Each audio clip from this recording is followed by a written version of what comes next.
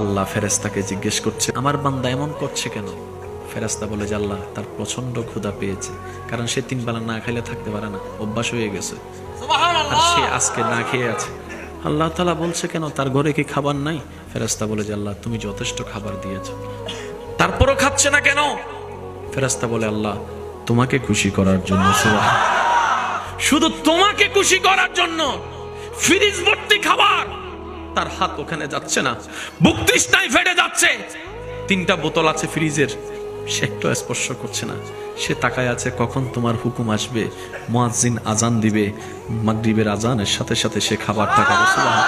সে বলছে জান চলে গেলে চলে যাক, আমি রোজা ভাঙবো না, তৃষ্ণায় জিহ্বা বের হলে হয়ে যাক, আমি রোজা ভাঙবো না। রব বলে যে আমি তো এটাই দেখতে চাই, আমার বান্দা খুশি মনে আমার জন্য ত্যাগ দিতেই থাকবে, আমি আল্লাহ তাকে নিয়ামত বাড়াই দিতেই থাকবো। সুবহানাল্লাহ।